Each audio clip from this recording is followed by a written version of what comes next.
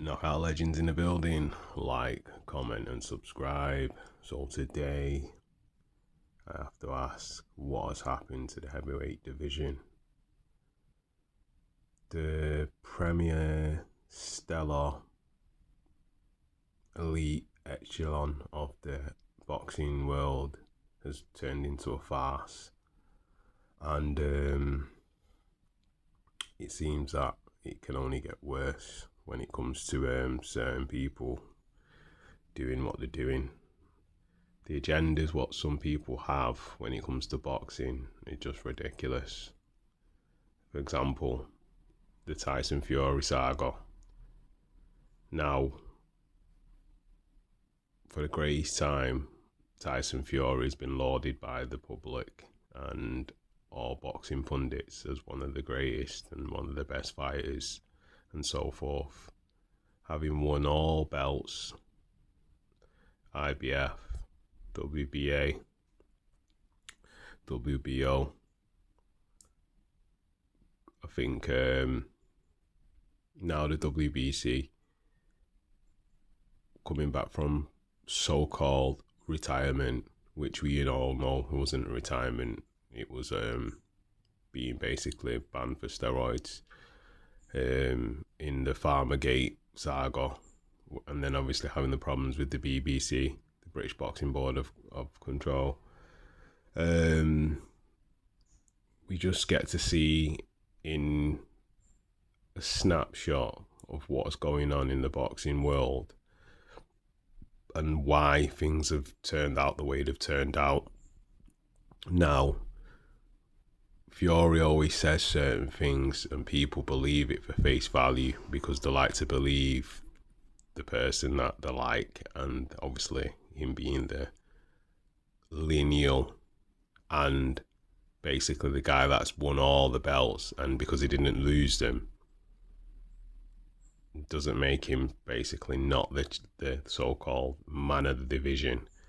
But anyway, it's just like the people that knock on your door and you drive what he's doing, and then they tell you that, yeah, we can do it for this price. And then when they come with basically all the equipment, but the materials that they use, they don't use the right materials, they don't lay down the right materials down, they just do a quick job, then they want paying, and then they're gone.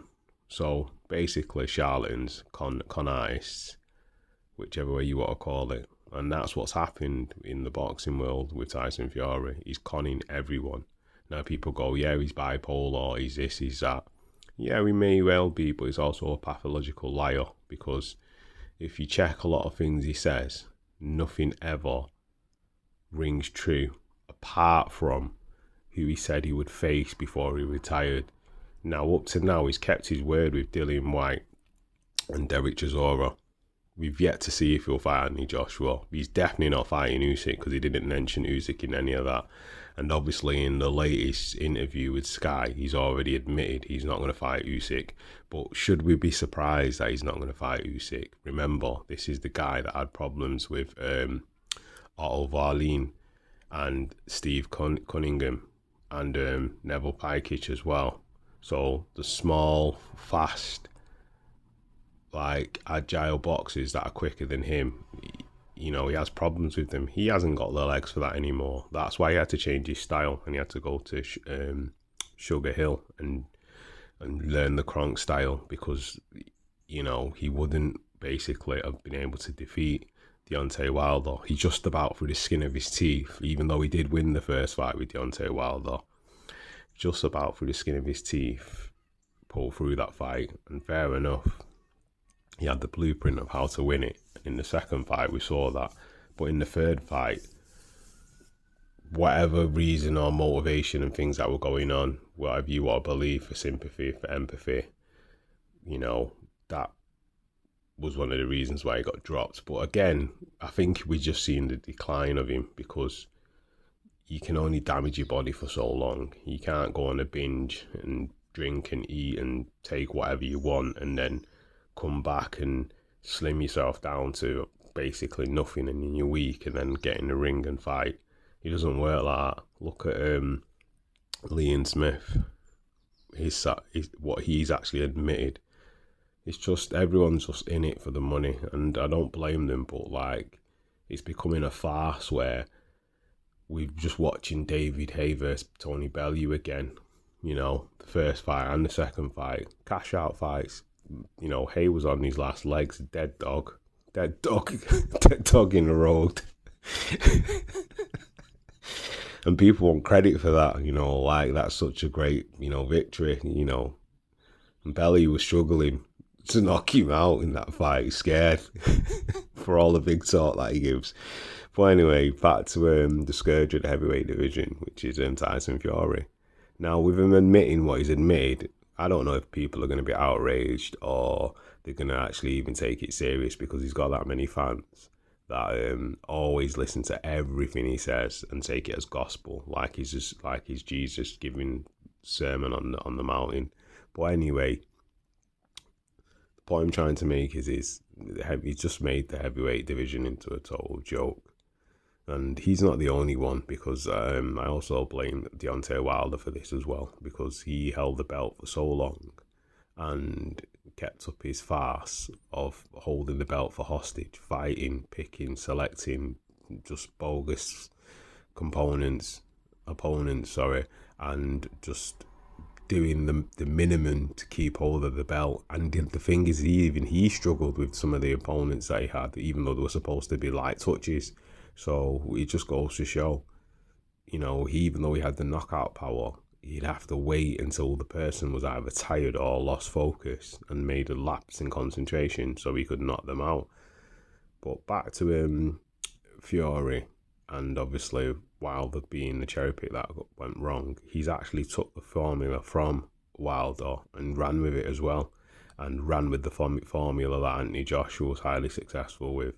But the thing is Joshua still would face mandatories and would take on whoever was there in front of him, regardless of who wouldn't make the fights and who wouldn't step up to the plate. Now we're seeing it with Usyk and Fury, because he doesn't want to fight Usyk, because Usyk is like is like Steve Cunningham 2.0. He's also like Martin Rogan as well, who we all know basically he lost to. But anyway, scratch that, it's John McDermott's wrong fighter. But anyway, point I'm trying to make is Tyson's only going to do what Tyson wants to do, and you shouldn't believe anything he says, because he's a pathological liar. He's also a narcissist, delusional, and also, if he is bipolar, I think he's probably the worst type of being bipolar you can be. But anyway, a lot of that's down to himself, and I think some of his stuff, what he has mentally himself, within himself, is self-inflicted. Because what are you going to do when the rush and the adrenaline of boxing's gone? You're going to need to replace it with something else. So he's riding the gravy train for as long as he can, and when it stops, it's going to crash. We just got to hope that we don't witness basically a massacre. But anyway, it will be a great day for boxing fans when all said and done. He either loses that belt, relinquishes that belt, or retires, because whoever else takes the belt will go on to either make undisputed or go on to fight the best opponents in the division, because the only two people I can see holding everything up in the sense of the biggest fights are Wilder and Fury. They always use constantly other people to self-promote their fights and exhibitions, or whatever you want to call them, and never actually make the biggest fights. The only biggest fight we actually got was between the two, which was really a cherry pick. And then in a sense it was a cherry pick by both sides. Both sides saw the opportunity where they could gain something and ran with the fight. And it backfired on Wilder's end, but it succeeded on Fury's, just about. But to be fair, they did give us a trilogy that will probably go down in history as one of the great heavyweight bouts, because even though Fury won the first bout, just about, he got dropped. And obviously he beat Wilder comfortably in the second fight, but the aspect of him still getting dropped in each fight is brilliant, because it just shows you how perilous heavyweight boxing is and why we love it so much. But anyway, it will be a better time for the division when Fury's gone, and Wilder as well, because we're still not going to get to see these fights. We're clamouring for the Andy Ruiz fight. We're not getting it. We're clamouring for the AJ fight. I don't think it's going to actually happen. I think what's going to happen is he's just going to negotiate and use AJ's name to make other fights. Just whatever's about the money is whatever they're going to go for. The big fights where they got to fight the guys that, you know, to see who's better than who, we're not going to get.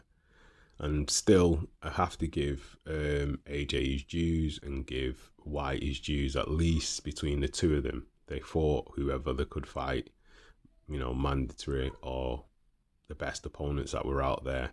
The only gripe I have about Dillian White is obviously the alleged failed drug test again, and not just that, staying with Eddie Hearn and relying on Eddie Hearn for too long. He should have actually branched out and took up other promotional companies and fought with other promotional cards to fight other opponents a lot sooner, because even though he fought who he could fight, with Eddie you were limited, because he only really wanted to concentrate on Anthony Joshua, and you were kind of a pawn that he used in his game to kind of maneuver his pieces where he wanted them. So anyway, what are your thoughts on the Tyson Fury saga? Biggest villain, biggest crook in the heavyweight division, or sad disappointment to everyone that's a boxing fan? Leave your comments in the comment section, like, comment and subscribe, and that is another one from Knockout Legends. Peace.